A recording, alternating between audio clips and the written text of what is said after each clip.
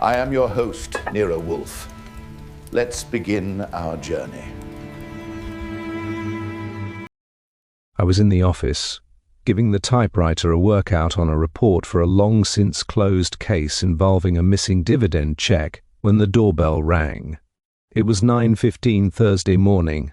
Nero Wolfe was upstairs in the plant rooms where he'd been since 9, probably congratulating a phalaenopsis on its latest leaf.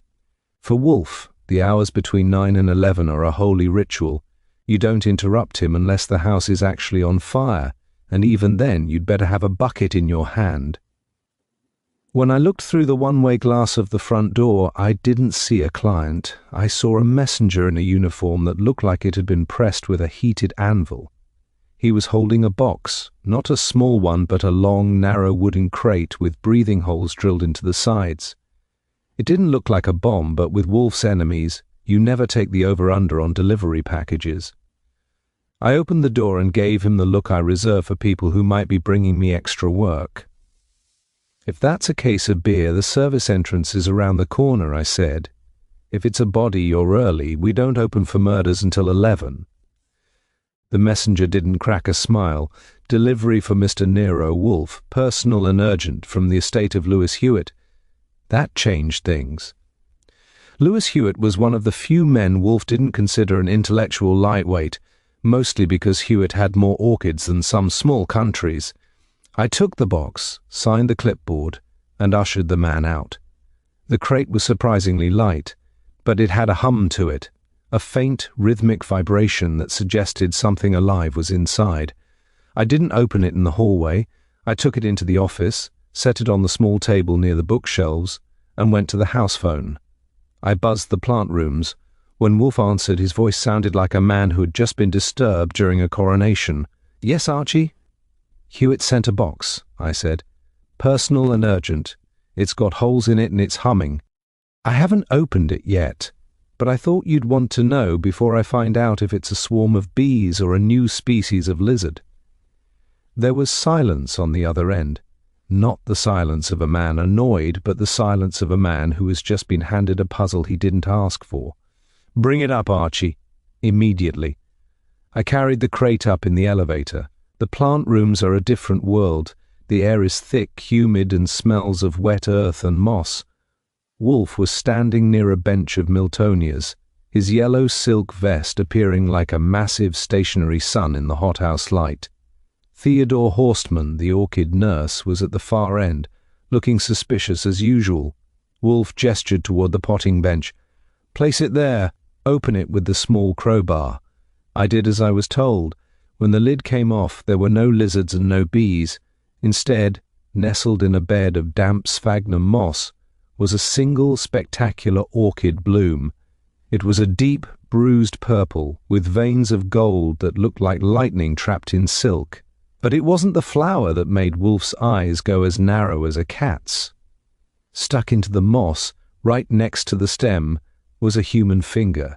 It was pale, cold, and wearing a signet ring with a crest I didn't recognize. Wolfe didn't move, he didn't gasp, and he didn't turn away. He simply stood there, his chest heaving under his vest, staring at the bruised purple flower and the digit that accompanied it. "Archie," he said, his voice dropping into that low melodic rumble that usually precedes a disaster. "Who brought this?" "A messenger from Hewitt's estate." Or so he said. He had the uniform and the clipboard. "Hewitt did not send this," Wolfe murmured.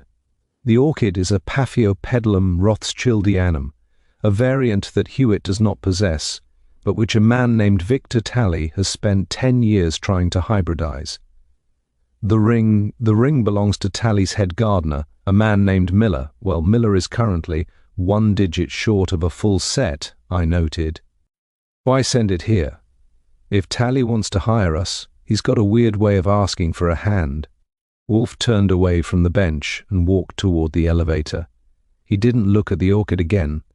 "This is not an invitation to work, Archie. It is a declaration of trespass. Talley's conservatory was broken into last night. This flower was stolen from his private vault. By sending it to me, the thief is suggesting that I am the only one capable of understanding the theft and the cost. We went back to the office. The air in the house felt different now, smaller, more vulnerable.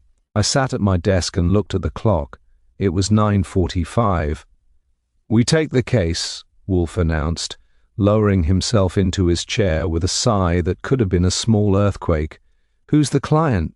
"Tally doesn't even know we have his flower yet. The client is the sanctity of the plant rooms, Archie.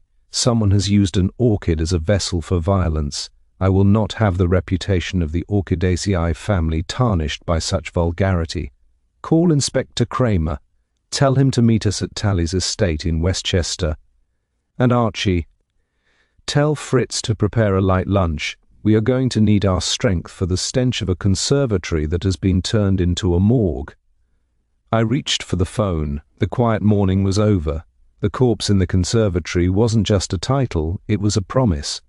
The drive to the Tally estate in Westchester took just over an hour, and I spent most of it watching the rearview mirror to see if the messenger from this morning was as curious about our destination as I was. Wolfe sat in the back of the Heron, his bulk displaced across the seat like a mountain that had decided to go for a ride, his lips moving in a silent, rhythmic pout. He hates the motion of automobiles almost as much as he hates the intrusion of a severed finger into his morning routine. By the time we pulled through the wrought iron gates of the Tally property, the atmosphere was already thick with the kind of tension that makes the back of your neck prickle. Victor Tally's house was a monstrosity of glass and steel, a modern conservatory that looked more like a laboratory for a mad scientist than a home. It was perched on a ridge overlooking the Hudson, its glass walls reflecting the grey, overcast sky like a cataract. As we pulled into the gravel circle, I saw the familiar black sedan of Inspector Cramer parked near the entrance. Cramer was standing on the steps, chewing on a cold cigar and looking like he wanted to arrest the entire landscape for being too quiet. "I don't know why I listened to you, Wolfe," Cramer barked as we climbed out of the car. "I've got a gardener missing half a hand, a frantic millionaire who says his life's work has been kidnapped, and now I've got you showing up before the lab boys have even finished their coffee." "How did you know about Miller's finger?" "I am a recipient of unsolicited correspondence, Inspector," Wolfe said, his voice as dry as old parchment as he navigated the steps with surprising agility for a man of his displacement. The digit arrived at my doorstep, nestled in a bed of moss. It was a rude gesture, literally and figuratively.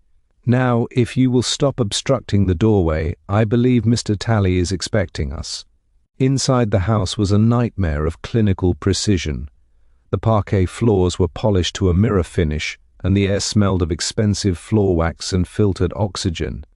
We were led into the great hall, where Victor Tally was pacing the floor. Tally was a thin, wiry man with hair that looked like it had been electrified, and eyes that were darting around the room as if he expected the walls to start leaking. "Wolfe, thank God," Tally cried, his voice hitting a high, frantic note. "They've taken it. The Rothschildianum variant. 10 years, Wolfe.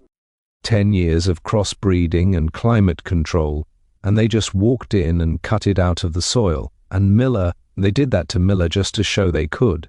Wolfe didn't offer any comfort. He simply stood in the center of the hall, his eyes scanning the room with the practiced detachment of a man looking for a misplaced semicolon in a 1,000-page manuscript. "Where is the conservatory, Mr. Tally? And where is the rest of Mr. Miller?" "The conservatory is through the north wing," Tally said, gesturing vaguely. "The police won't let me back in there. They say it's a crime scene.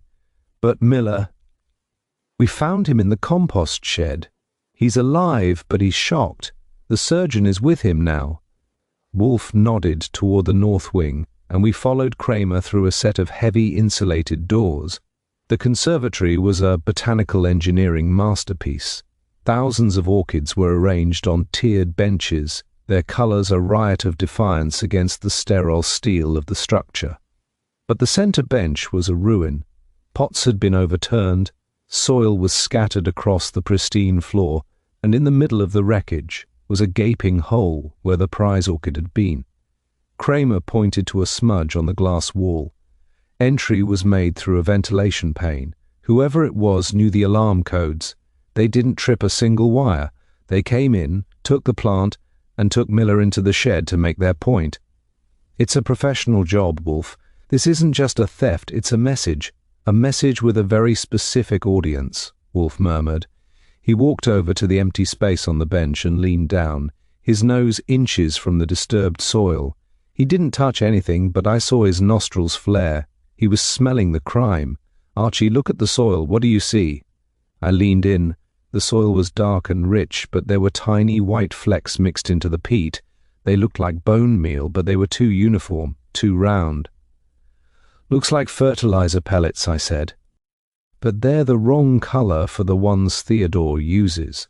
They are not fertilizer, Wolfe said, standing up and dusting his hands together. They are perlite, impregnated with a specific pheromone used to attract the Vespa mandarinia, the giant hornet. The intruder wasn't just stealing a plant, he was leaving a trap for anyone who tried to follow the scent. Fortunately for us, the temperature in this room is too low for the pheromones to activate. But once the sun hits those glass walls— Cramer turned a shade of white that matched his shirt. You're saying this room is a bomb? A biological one, Wolfe corrected. Now, if you will excuse us, Inspector, I believe it is time we met the other inhabitants of this glass cage. A theft of this precision requires an inside hand, and I don't mean the one currently in a box in my office. Mr. Talley has a staff, I presume, and perhaps some rivals who were invited to view the bloom yesterday. We walked back into the main house, leaving the lab boys to deal with the hornet pheromones. The outsiders were already starting to gather in the drawing room. The suspects, the witnesses, and the people whose lives had just been disrupted by a bruised purple orchid. Wolfe took a seat in a large overstuffed chair that looked like it was struggling to keep him afloat, and I opened my notebook. The boots were on the parquet, the blood was on the moss, and the hunt had moved from the roof of the brownstone to the ridges of Westchester. By the time Wolfe had settled his bulk into the velvet armchair in Victor Talley's drawing room, the air had grown thick with the distinct aroma of old money and new panic. The suspects were arranged before us like a badly composed floral arrangement, each one vibrating with a different frequency of guilt or irritation. Wolfe sat motionless, his eyes traveling over the group with the slow, rhythmic deliberation of a pendulum.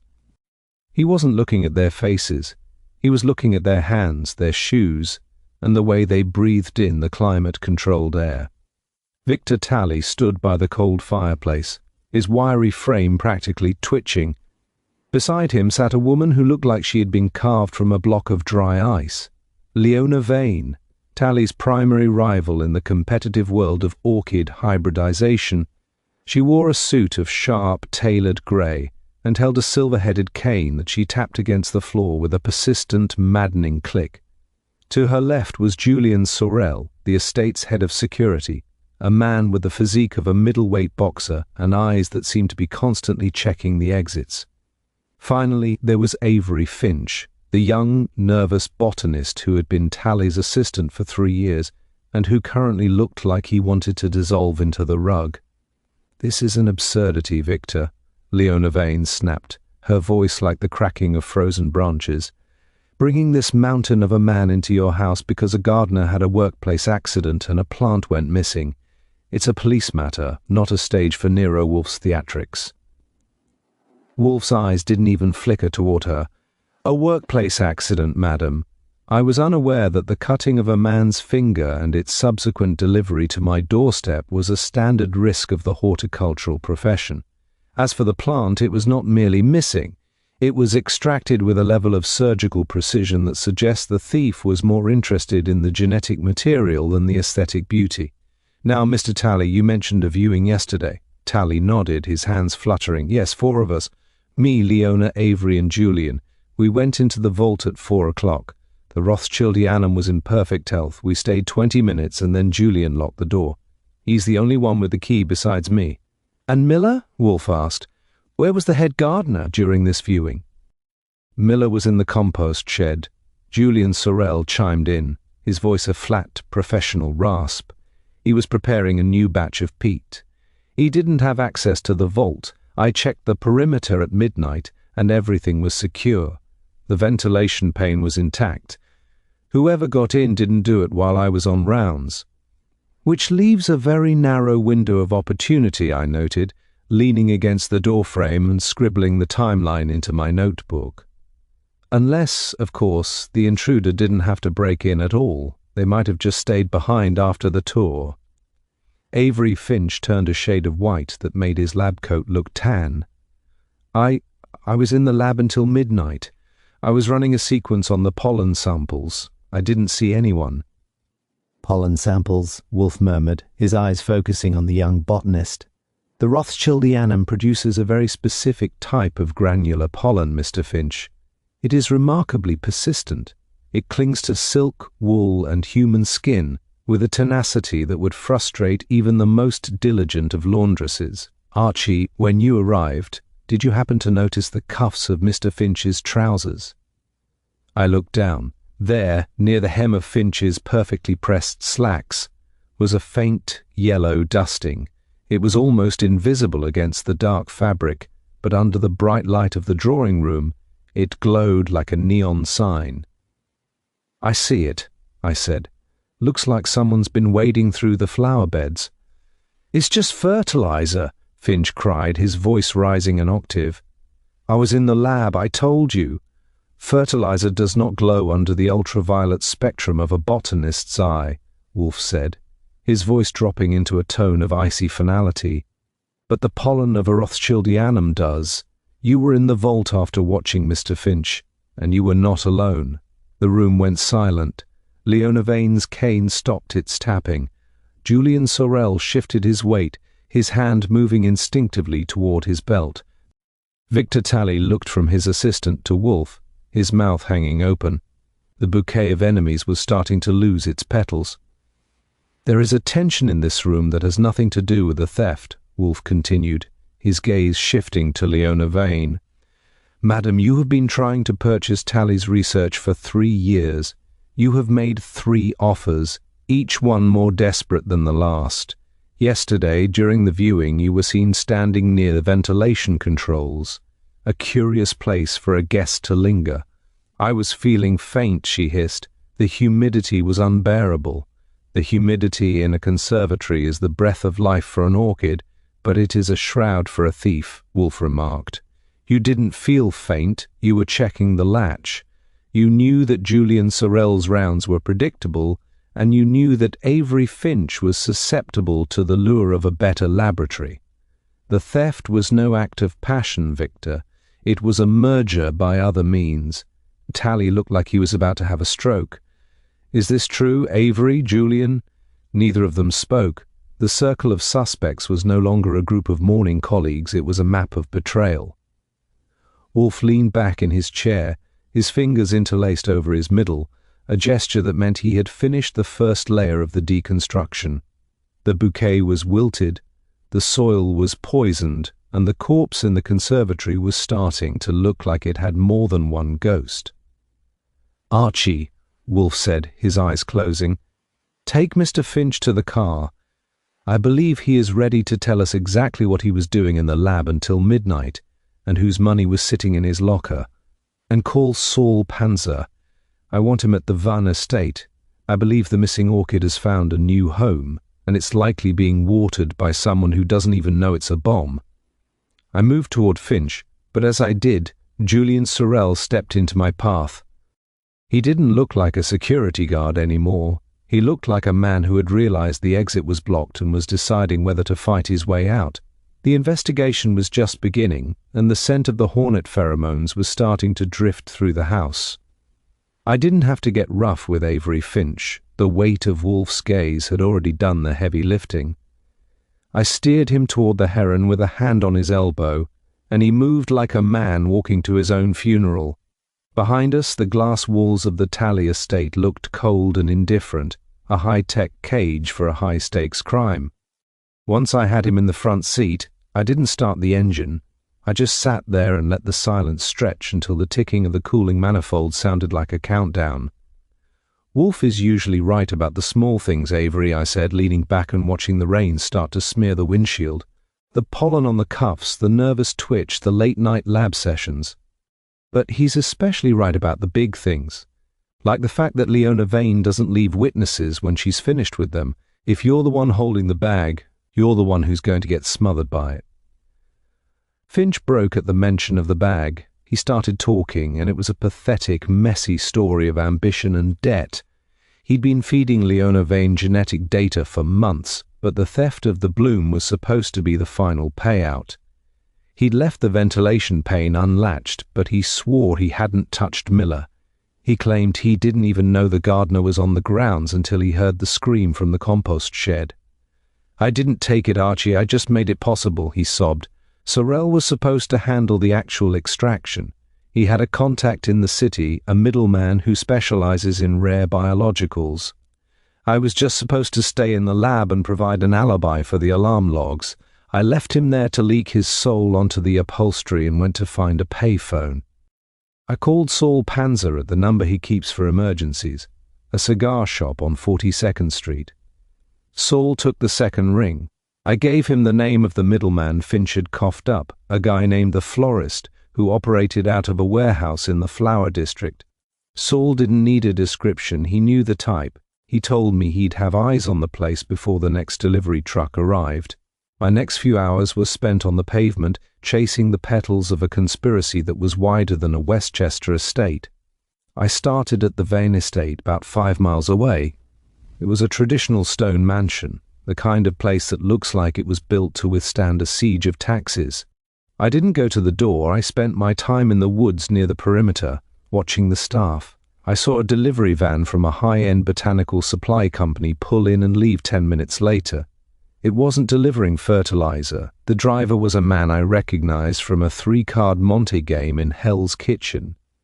A guy named Benny who wouldn't know a petunia from a potato unless there was a price tag on it. I followed Benny back into town. He drove like a man who knew he was being followed. Or maybe he just drove like a New Yorker with a guilty conscience. He led me on a zigzag tour of the West Side, through the narrow, crowded streets of the meatpacking district, and finally into the heart of the Flower District. The air here was heavy with the scent of cut roses and diesel exhaust, a strange, floral funeral for the city's industrial past. Benny pulled into a loading dock on 28th Street and disappeared inside. I parked the Heron a block away and approached the building from the alley. It was an old refrigerated warehouse, the kind of place where the walls are 3 feet thick to keep the summer heat from wilting the merchandise. I found a service door that had been propped open with a crate of carnations and slipped inside. The interior was a maze of cold storage lockers and stainless steel tables. In the center of the room, under a bright surgical light, was a long wooden crate, the twin of the one that had arrived at the brownstone. Benny was there, talking to a man in a white lab coat who was holding a pair of long-handled shears. But it wasn't the men that caught my attention. It was the smell. It was the same cloying, honey-sweet scent that Wolfe had identified in the conservatory, the scent of the hornet pheromones. I didn't wait for an invitation. I entered the light, my .38 in my hand. "The florist, I presume? You have a real talent for arrangements, but I think you've overdone it with the additives. Those hornets aren't going to be happy when they find out there's no queen in that box."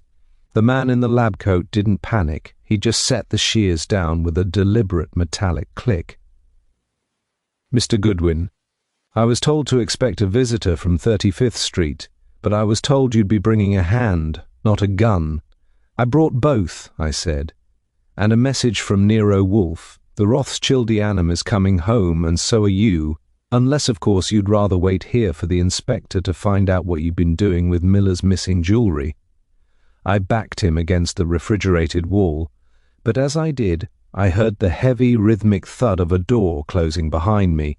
The temperature in the room began to drop, and the sweet scent of the pheromones grew stronger, thick enough to taste. The florist smiled, a thin, cold expression that didn't reach his eyes. "You're a brave man, Archie," he said, "but you're a city boy. You don't realize that in a room this cold, the pheromones don't just attract the hornets, they preserve them. And I think it's time we woke up the hive." I realized then that the pavement work had led me into a trap that was colder and deadlier than a Westchester winter.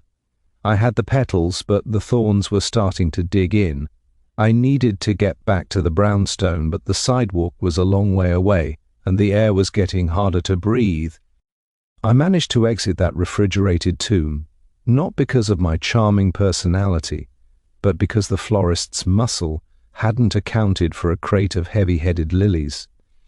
I tipped the stack over his shins, used the distraction to find the release latch, and burst out into the humid 28th Street air, my lungs burning from the chill. I didn't stick around for an encore. I got to the Heron and pushed it hard back toward West 35th Street, my mind racing faster than the engine. The pheromones, the cold storage, and the missing orchid were all pieces of a puzzle that Wolfe was already assembling in his head, and I was just the delivery boy bringing him the last few jagged edges. When I entered the brownstone, the silence of the house felt like a physical weight. It was 4:15. Wolfe was in the office, but he wasn't behind his desk. He was standing by the window, his back to the room, watching the street as if he could see the invisible threads of the conspiracy weaving through the Manhattan traffic. Fritz was in the kitchen, but the usual comforting smells of roasting meat were absent. The house felt sterile, poised, and dangerously alert. "The florist is a dead end, at least for now," I said, tossing my hat onto the rack. "He's got the setup, he's got the pheromones, and he's got enough ice to keep a morgue happy. But he's just the middleman." "The bloom is moving, Wolfe." Sorrell and Finch were just the entry team. Wolfe didn't turn around. "The bloom is not moving, Archie. It is already here." I stopped mid-stride. "Here? In the house?" I didn't see any delivery trucks on the way in. "It did not arrive by truck," Wolfe said, turning finally. His face was a mask of cold, hard focus. "It arrived through the roof." While you were playing on the pavement, a repairman from the Greenhouse Glass Company arrived to inspect the ventilation system. Theodore let him in. He spent 20 minutes on the roof, and then he departed. 10 minutes later, Theodore found this. Wolfe gestured to his desk. There, sitting on the blotter, was a small, silver-handled trowel. It was an elegant tool, the kind used for delicate transplanting, but it was out of place. It was Wolfe's own trowel, usually kept in a locked drawer in the intermediate house. Now it was sitting in the office, and the blade was caked with a sticky, translucent resin. "He didn't just move it," I said, looking at the resin. "He used it. What was he planting?" "He was not planting, Archie. He was extracting. He took a sample of the Cypripedium hybrid I've been developing for 3 years, but he didn't take the plant. He took the soil from around the roots, and in its place he left a note." Wolfe took a small scrap of paper with the tweezers. The writing was elegant, a copperplate script that looked like it belonged on a wedding invitation. It read, "A fair exchange. Your future for his finger. The hornet's nest is open." "A subtle trespass," Wolfe murmured, his voice dropping into that low, dangerous register. "He came into my sanctuary, used my own tools, and threatened my work to ensure my silence. He believes that by holding Tally's orchid and threatening mine, he can force a stalemate." "So the gardener's finger was a distraction?" I asked. "They sent it to get us out of the house so they could get in?" "No," Wolfe snapped. "The finger was the price of entry. They wanted me to see the cost of interference. But they made a tactical error. They assumed my affection for my plants would outweigh my indignation at the intrusion. They do not realize that once the sanctity of this house is violated, the plants become secondary to the restitution of order." I walked to my desk and saw the trowel. The resin was still tacky. "This stuff smells like warehouse pheromones. If he puts this on your hybrids, every hornet in a 5-mile radius is going to be trying to get into the plant rooms by sunset." "Theodore has already sealed the glass," Wolfe said. "But the threat remains. The intruder is not a common thief, Archie.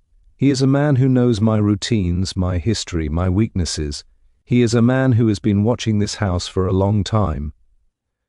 Wolfe lowered himself into his chair, the springs groaning in protest. He looked at the clock. "Call Saul Panzer. I want him to find the origin of that silver trowel. It was a gift from a client 20 years ago, a man who is now dead. Only 3 people knew I kept it in that drawer. One was Theodore, one was Hewitt, and the third was the man who sold it to the client," I finished.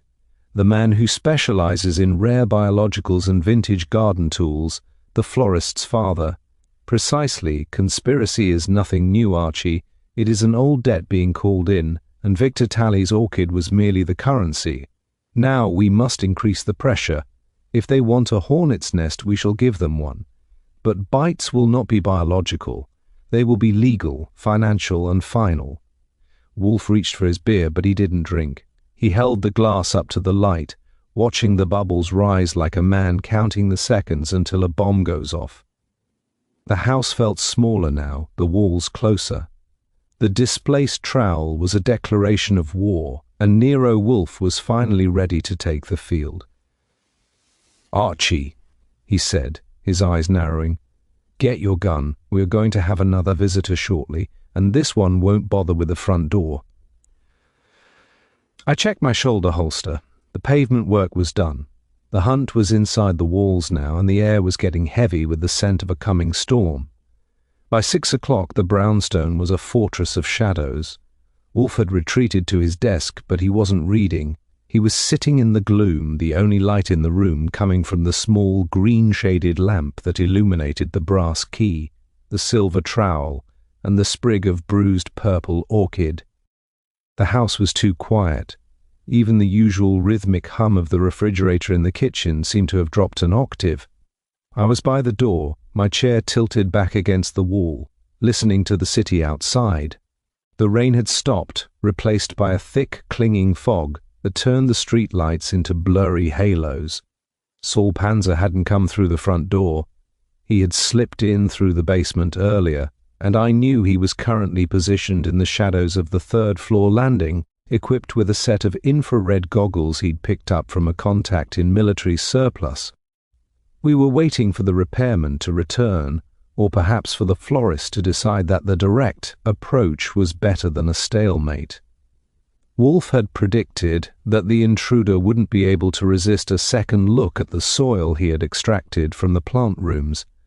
In Wolfe's world, an expert can never truly walk away from a masterpiece until he knows the damage is permanent. "Saul reports a black sedan on the corner of 9th, I whispered, the sound of my own voice feeling too loud in the stillness. One man inside, reading a newspaper in the dark. Another one on foot, checking the alleyway behind the butcher shop. They're methodical, Wolfe. They aren't just thieves, they're surveyors." Wolfe didn't move. "They are looking for the crack in the glass, Archie. They believe that because they have touched the roof, they own the house.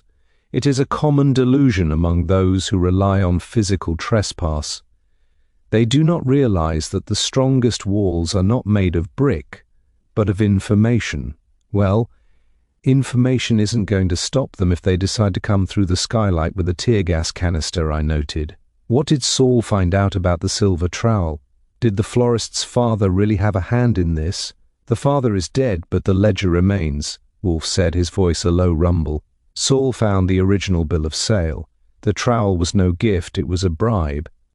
A man named Elias Thorne, Victor Talley's predecessor, gave it to my former client.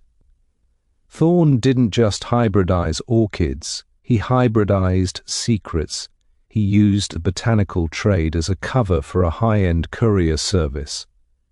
The Rothschildianum variant wasn't just a flower, Archie, it was a vessel. The genetic code of that plant has been modified to carry a synthetic sequence, a digital key encrypted into the very DNA of the pollen. I let the chair legs hit the floor with a soft thud. "You're telling me that orchid is a living hard drive?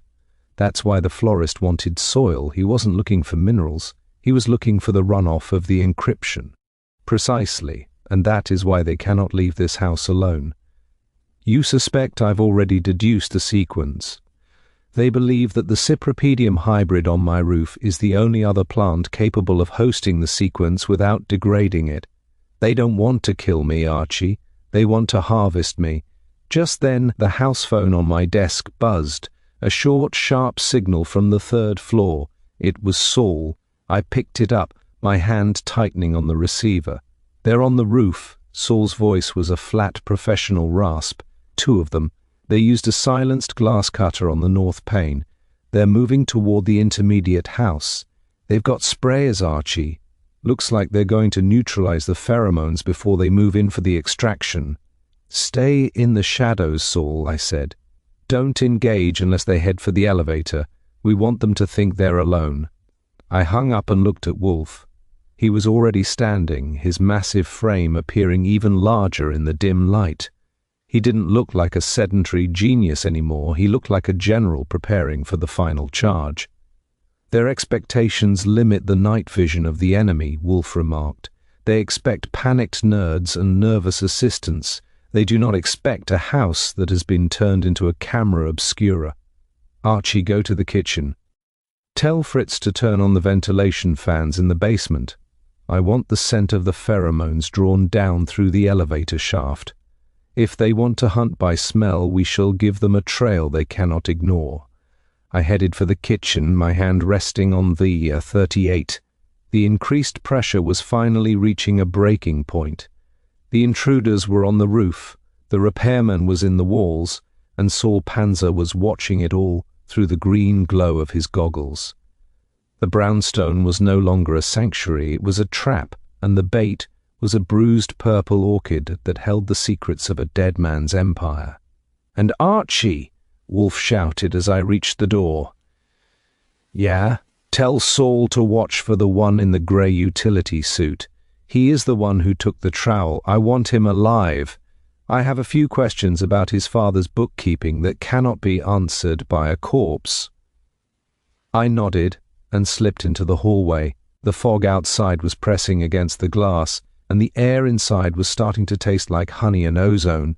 The night vision was on, the trap was set, and the hornet's nest was about to be kicked from the inside. I moved through the hallway like a shadow that had finally learned how to be quiet. Fritz was in the kitchen, but he wasn't at the stove. He was standing by the service lift, his face set in a grim mask of Swiss determination. I gave him the signal, and he reached for the industrial fan switch we'd installed 3 years ago for a particularly pungent batch of fertilizer. The hum of the fans began as a low throb beneath my feet, vibrating through the floorboards. It was the sound of the house starting to breathe, sucking the air from the plant rooms down into the belly of the brownstone. Wolfe had returned to his desk, but he had not sat. He was standing with his back to the door, staring at the wall map of the world. It was a classic Wolfe pose, the immovable object waiting for the irresistible force to realize it had made a wrong turn. I took my position behind the large oak screen near the door, my 38 in my hand and my thumb on the safety. We were playing an atmospheric chess game now. By drawing the pheromones down the elevator shaft, Wolfe wasn't just creating a trail, he was turning the office into the center of the hornet's nest. The first sign that the bait had been taken was a faint metallic scraping from the elevator. It was subtle, the sound of a professional trying to keep a heavy cable from singing. I looked at the indicator dial above the door. It wasn't moving, which meant they were using the emergency service ladder inside the shaft. They were coming down the old-fashioned way, avoiding the noise of the motor but walking straight into the draft we'd created. I heard the soft thud of boots hitting the top of the elevator car, followed by the hiss of the trapdoor being eased open. A moment later, a figure dropped into the office, not through the door but from the ceiling. He was wearing a grey utility suit, a gas mask, and a backpack with a pressurized tank. He looked less like a gardener and more like a soldier from a war that hadn't happened yet. He landed with the grace of a cat and immediately turned toward Wolfe's desk, his gloved hands reaching for the silver trowel. "The resin is still tacky, Mr. Galt," Wolfe said, not even turning around. "I wouldn't touch it without the proper solvent." Unless, of course, you want the scent of my hybrids to follow you all the way to Sing Sing." The man in the grey suit froze. He didn't reach for a gun, he reached for the tank on his back. I stepped out from behind the screen, the barrel of my .38 levelled at the bridge of his gas mask. "I wouldn't do that either," I said. "That tank is full of a neutralizer that's mostly alcohol. One spark from this muzzle, and you'll be the brightest thing in the neighborhood. Why don't you take off the mask so we can see if you inherited your father's chin?" The man slowly raised his hands and removed the mask. He was younger than I expected, with sharp, fox-like features and eyes that were darting around the room, looking for the trap he knew was there but couldn't see. This was the repairman, the son of the florist, and the man who had spent the day treating our roof like a playground. "You're Wolfe," the man said, his voice muffled but steady. "The one who thinks he can own the DNA of the world just because he's got a few glass rooms and a big chair. You don't understand what's in that orchid. You don't understand the power of the sequence."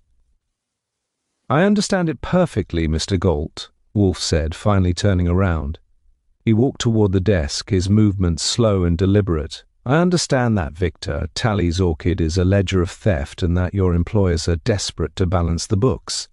I also understand that you are currently standing over a ventilation grate that leads directly to the furnace room. If I give the signal to Fritz, the fans will reverse and the air in this room will become quiet, combustible." Galt looked down at the grate, and for the first time I saw the flicker of genuine fear in his eyes. He realized then that the tightening trellis wasn't a physical cage, it was the house itself. Every floorboard, every vent and every shadow had been weaponized against him. "Where is the Rothschildianum?"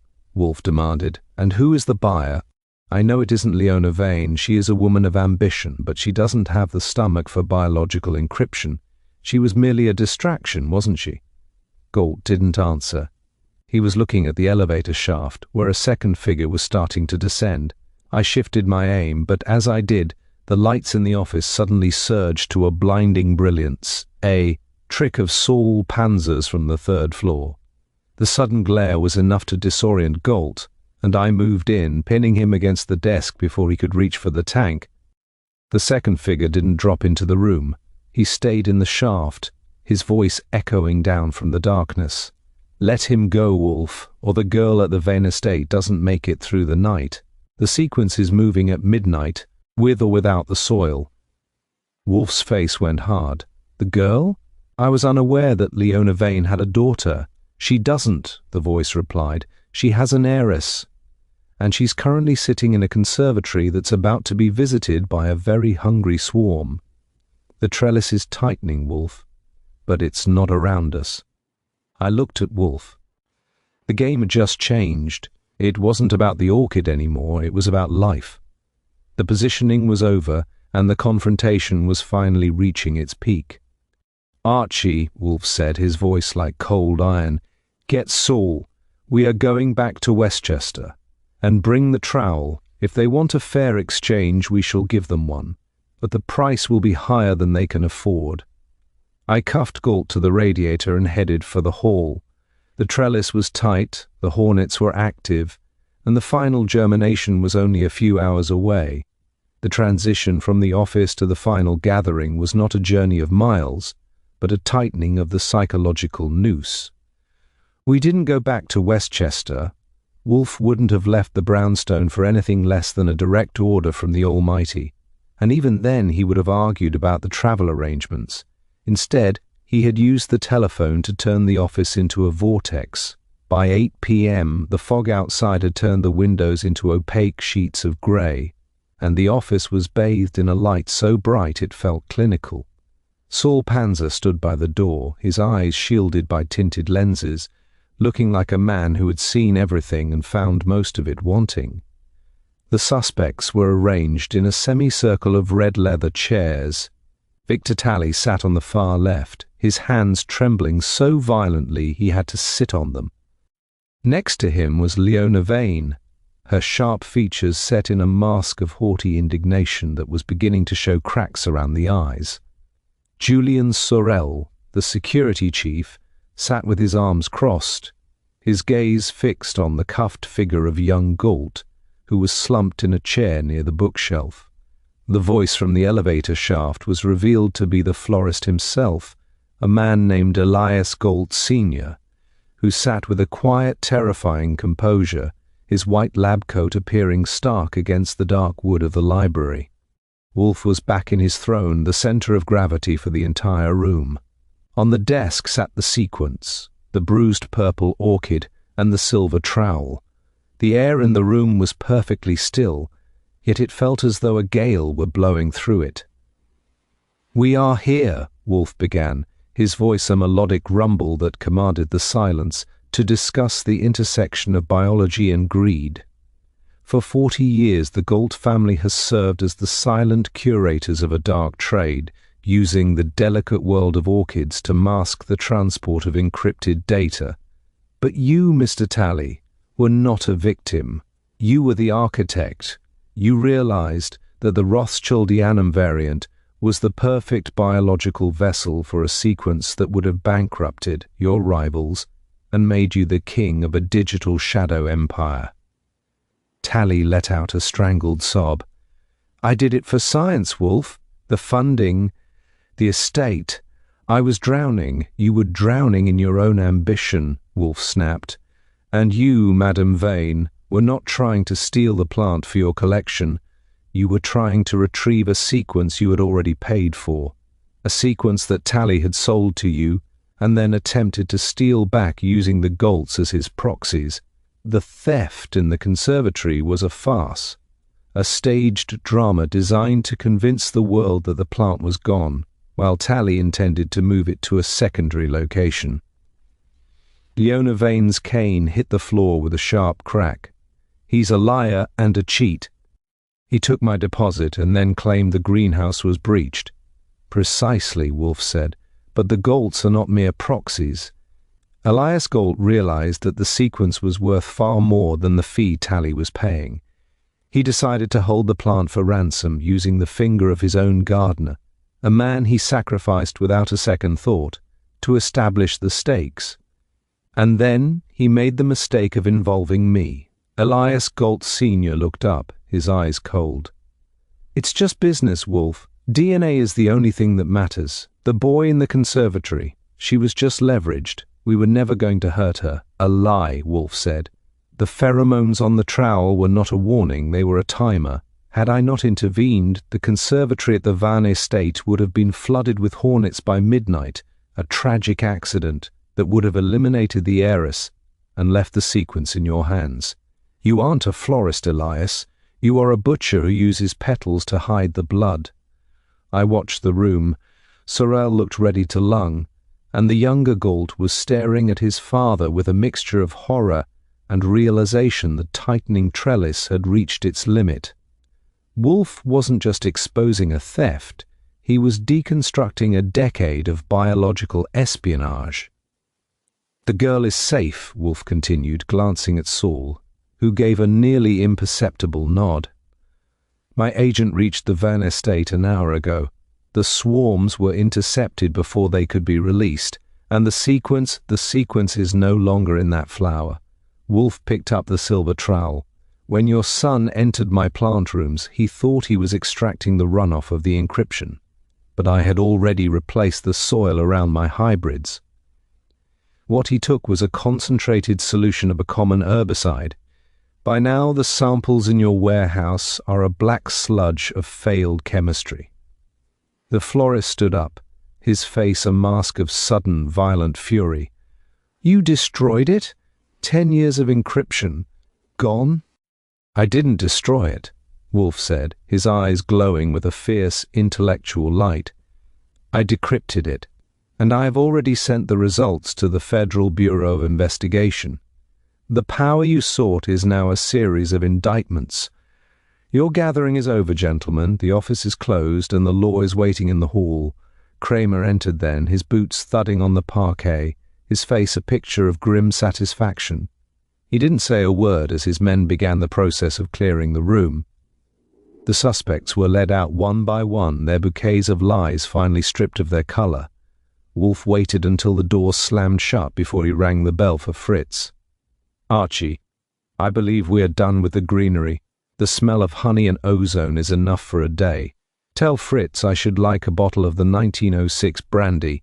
We have a moral stench to clear from this room." I sat at my desk and watched the fog press against the window. The office was quiet again, the trellis was gone, and the corpse in the conservatory had finally been laid to rest. The office was quiet, the kind of heavy, ringing silence that follows a gunshot or a particularly brutal truth. The police had cleared the room, taking the Galts, the security chief, and the weeping Victor Talley with them. Even Inspector Cramer had departed with a rare, silent nod of acknowledgement, clutching a folder of the decrypted data that Wolfe had handed over with the casualness of a man passing a morning newspaper. I was at my desk, my notebook open to the final page, watching Wolfe.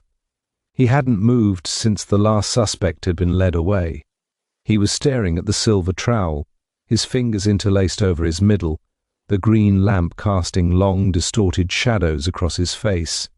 "The reveal in a case like this isn't just about the handcuffs, Archie," he said, his voice a low vibration that seemed to come from the floorboards themselves. "It is a fundamental misunderstanding of complexity. Victor Talley believed that by hiding his data in a flower's DNA, he had achieved the ultimate security. He assumed that because the vessel was organic, it was beyond the reach of a digital mind. He forgot that nature is the original cryptographer, and that every orchid in my plant rooms is a more sophisticated sequence than anything his engineers could ever devise." He leaned forward, finally reaching for the bruised purple orchid. He didn't handle it with the reverence of a collector, he handled it with the clinical interest of a man examining a broken machine. The encryption was not in the pollen itself, but in the specific sequence of the amino acids within the plant's nectar, a sequence that changed based on the light frequency of the conservatory. That's why the florist needed soil. He needed to analyze the mineral runoff to calculate the light exposure over the last 72 hours.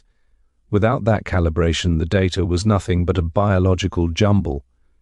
I watched him as he spoke, realizing that the logic of the case had been moving beneath our feet like a subterranean river, while I was out chasing sedans and dodging hornets. "You knew about the light frequency from the start, didn't you?" I asked, leaning back in my chair. "That's why you weren't worried when Galt was on the roof. You knew he didn't have the key because he didn't have the soil from the correct pot."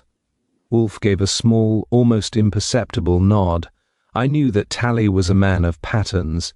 He didn't just hybridize orchids, he curated them. The Rothschildianum was the lock, but the light was the combination.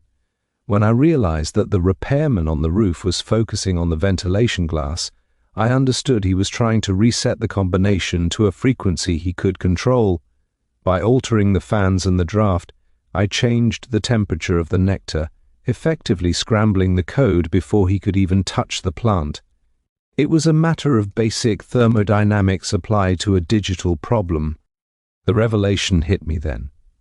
The entire confrontation in the office, the threats about the combustible gas, the brilliant lights, it was all a distraction from the fact that Wolfe had already won the war in the plant rooms hours ago. The sequence the Galts were fighting for was already a ghost by the time they dropped through the elevator shaft. "But what about the girl?" I asked. "The heiress at the Vanny estate. Was that part of the sequence too?" Wolfe's face went hard. "No. That was the human error that Talley and the Galts failed to account for. They believed that because they were dealing with biology, they could treat human life as just another variable.